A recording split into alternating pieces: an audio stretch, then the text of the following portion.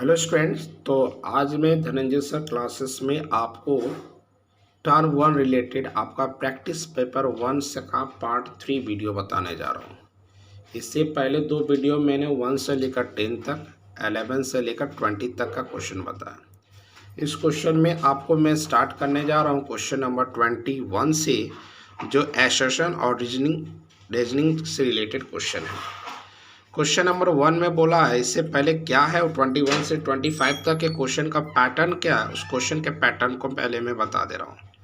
लिखा है इस क्वेश्चन में आपको 21 से लेकर 25 तक दिया हुआ है और दो स्टेटमेंट दिया हुआ है। लेवल 1 में एसर्शन ए लिखा हुआ और दूसरा में रीजन लिखा हुआ है, और आपको जो ऑप्शन जो चूज करना है वो इस चार में ही से चूज करना। 21, 22, 23, 24 और 25 जितने भी क्वेश्चन है सबके लिए यही ऑप्शन है। ए एसर्शन जो है वह दिया रहेगा और आर रीजन दिया रहेगा। पहला ऑप्शन रहेगा कि क्या ए और आर दोनों सही है, और आर जो है वह ए को एक्सप्लेन कर रहा, सही रीजन बता रहा। बी जो ऑप्शन है वह ए और आर दोनों सही है, लेकिन आर जो है वह ए को एक्सप्लेन नहीं कर रहा। थर्ड में ए सही है, आर गलत है, और फोर्थ में जो है वह ए गलत है और आर सही बता रहा। पहला जो क्वेश्चन एसर्शन में दिया हुआ है कि एलसीएम दिया हुआ 30, एचसीएफ दिया 5 और दोनों का प्रोडक्ट 150, तो एसर्शन तो मेरा सही है, क्योंकि हम जानते हैं कि HCF into LCM product of number तो 13, 5 जब 150 सही बता रहा है। और यहाँ पर रीजन भी बता रहा है कि एलसीएम और एचसीएफ का जो वैल्यू होता है वह दोनों नंबर का क्या होता है, प्रोडक्ट। दैट मीन्स एसर्शन और रीजन दोनों सही है, और रीजन जो है वह इसको एक्सप्लेन कर रहा है कि ये किस प्रॉपर्टी के माध्यम से हो रहा है। इसीलिए पहला ऑप्शन ए होगा, क्योंकि ए और आर दोनों सही बता रहा और आर जो है करेक्ट एक्सप्लेन कर रहा है। क्वेश्चन नंबर बी में 22 में आते हैं। इसमें लिखा हुआ है कि x² + 4x + 5 का 2 जीरोस है, पहला बोला। तो सबसे पहले बात, आप इसको देखोगे तब इसका जब हम मिडिल टर्म स्प्लिट करेंगे तो ये पॉसिबल नहीं है। क्यों नहीं पॉसिबल है? क्योंकि आप x यहाँ पर संख्या लाना है हमें 5 और यहाँ पर 4 है, तो डैट मीन्स आपको जो है वो आपका जब क्या बोलते हैं, जब इसका मिडिल टर्म स्प्लिट करोगे तो आपका 5 लाना है, तो डैट मीन्स 5 का एलसीएम 5 और 1 होगा, और 5 और 1 को जोड़ेंगे तो किसी भी कंडीशन पर 4 नहीं आएगा। डैट मीन्स ये 2 जीरो इसमें पॉसिबल नहीं है। लेकिन यह रीजन सही इसलिए बता रहा है कि क्वाड्रेटिक पॉलिनोमियल का हाईएस्ट पावर 2 है, तो आंसर 2 ही आना चाहिए। दैट मीन्स ए जो है वह गलत है, लेकिन आर जो हमारा सही है। तो इसका मतलब इसका ऑप्शन नंबर डी होगा, ए गलत है लेकिन आर जो है वह सही स्टेटमेंट बता रहा है।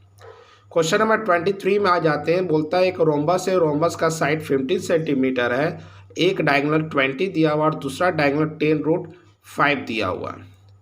तो स्वाभाविक है, अगर आप इसको सॉल्व करोगे तो सॉल्व करके पाओगे कि हमारा एक रोम्बस है, और रोम्बस का अगर हम साइड बना देते, जैसे एक रफ में एक फिगर में छोटा सा मैं एक फिगर बनाया हूँ, तो मैंने यहाँ मेंशन किया प्रत्येक साइड कितना है, 15 सेंटीमीटर है, और एक डायगोनल हमारा 20 है, तो डायगोनल बाइसेक्ट करता है, तो डायगोनल अगर 20 है तो कितना हो जाएगा, 10।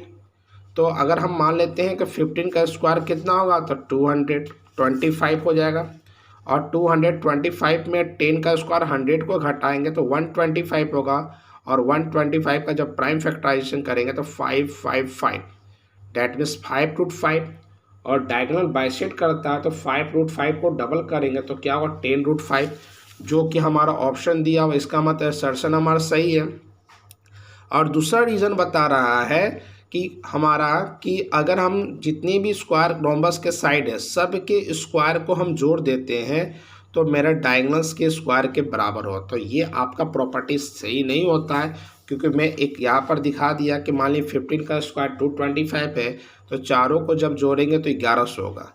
पहला डायगोनल मेरा 20 था, तो 20 का स्क्वायर क्या हो गया, 400, और दूसरा जो डायगोनल निकाले थे वह हमारा कितना है, 500, जोड़ेंगे तो 900 आ रहा और ये 1100 आ रहा, तो इक्वल नहीं होता है। तो डैट मीन्स एसर्शन सही है लेकिन रीज़न मेरा गलत है, इसलिए इसका जो राइट आंसर होगा वह होगा हमारा, कौन सा सही आपका इसमें, तो रीज़न गलत है, एसर्शन सही है।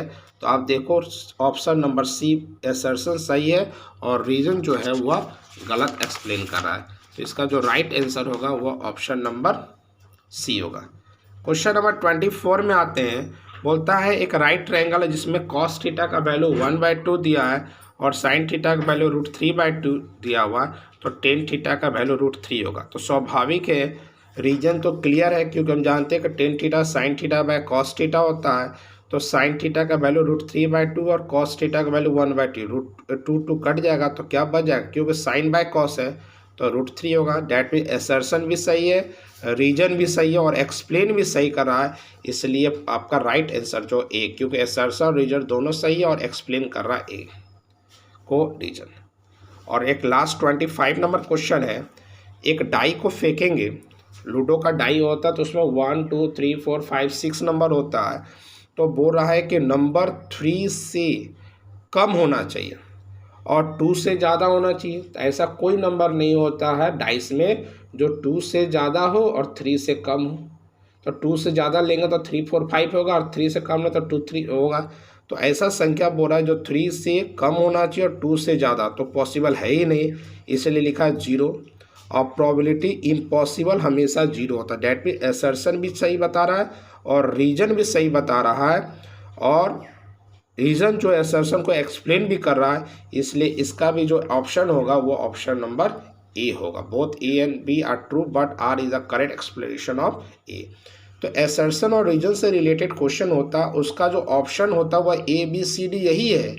21 से 25 जितने भी क्वेश्चन थे उसके ऑप्शन इसी में से ही चूज करके आपको देना। बच्चे मिस्टेक क्या करते हैं, असर्शन या रीजन में किसी एक को सही मार देते, नहीं, इसका जो ऑप्शन है इसी में से सुनना।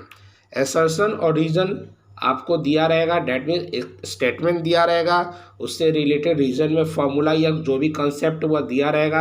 आपको देखना है कि दोनों सही है। अगर दोनों सही है तो क्या रीजन असर्शन को एक्सप्लेन कर रहा है, ये सारा चीज़ देखकर आपको करना। आगे नेक्स्ट वीडियो में, आज के लिए इतना, थैंक यू।